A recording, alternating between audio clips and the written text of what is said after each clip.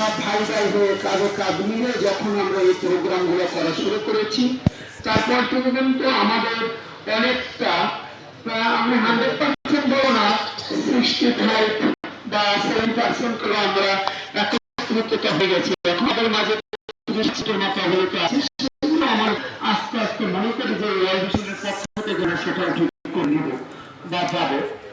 তবে আমাদের ধর্মীয় অঙ্গিতে আছে, যেমন ছোট শিশুদেরকে, যেমন আমাদের সনাতন ধর্মে আছে, সনাতন ধর্মের শিশু জন্মের পরে মা ও শিশুর জীবন রক্ষার এক বিশেষ ব্যবস্থা চালু রয়েছে। শিশু জন্মের পর থেকে মা ও শিশুকে আমরা 1 মাসের জন্য একটি আলাদা ঘরে রাখা হয়ে থাকে। তাদেরকে আমরা 1 মাস আলাদা ঘরে রাখি। যেমন দেখা যাচ্ছে আমাদের ছুঁত বেশি, জন্মের ছুঁত কেন মৃত্যুর ছুঁতের চেয়ে অনেক ভয়ানক জিনিস আমাদের সনাতন ধর্মে। এই হিসাবে আমরা 1 মাসের জন্য তাদেরকে ভিন্ন জায়গায় রাখি, মা এবং ওই বাচ্চা ভিন্ন থাকে। তখন করে ওই শিশুকে বা শিশুর মাকে আমরা যেখান সেখান থেকে যাই ধরি না, তাদেরকে আমরা একটা সুন্দর একটা পরিচর্যার মধ্যে করে তাদেরকে আমরা রাখা হয়। তাদেরকে করে আমাদের এটা পরিচর্যার মধ্যে রাখা হয়। শুধু ছুঁতের কথা বলবো না, ছুঁত ছাড়াও তাকে আমাদের একটি পরিচর্যার মধ্যে রাখা হয়। এভাবে করে যখন শিশুর পরে মা ও শিশুকে সংক্রমণের বিশেষ ঝুঁকি থাকে, 1 মাস যখন শিশুর জন্ম হয়, শিশুর জন্মের পর করে তার মৃত্যুর বা বিভিন্ন রোগের কিন্তু একটা উপলব্ধ থাকে এবং 100%-এর মধ্যে দেখা গেছে 80% সন্তানরাই কেউ ওই সময়ের মধ্যে একটা অসুস্থ হয়ে পড়ে। যেমন আমাদের মধ্যে বলে মাসি পিসি, মানে গায়ে লুটি যদি হতে, এটা এগুলো মাসি পিসি বলা হয়।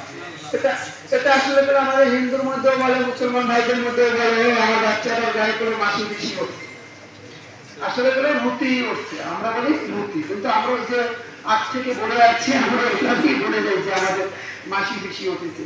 এই জন্য ঝুঁকি থাকে। এই ঝুঁকি থাকার কারণে তাদেরকে আমরা আলাদাভাবে রাখি একটি ঘরে এবং রাখা হয়। সেখানে সচরাচর অবাধে সকলের পরিবেশ নিষেধ থাকে। ওই কারণগুলো একটাই আগে বলে গেছি, এই কারণে আমাদের ওই অবাধটা থেকে যায়।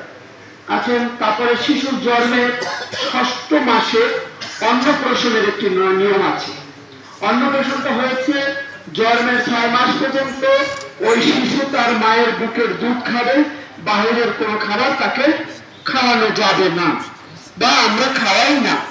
তো অন্নপ্রাশনে তখন আমরা তাদেরকে একটু ভালো দিন দেখি, যাদের আর্থিক ভালো আছে তারা বড় ধরনের একটা অনুষ্ঠান করে ওই বাচ্চার মুখে তখন আমরা ভাত দিই। আবার যারা মন্দিরে করি, মন্দিরে বসে করলে তখন আমরা তাদের মুখে প্রসাদ দিই। প্রসাদ দিয়ে আমরা তাকে অন্নপ্রাশন করি।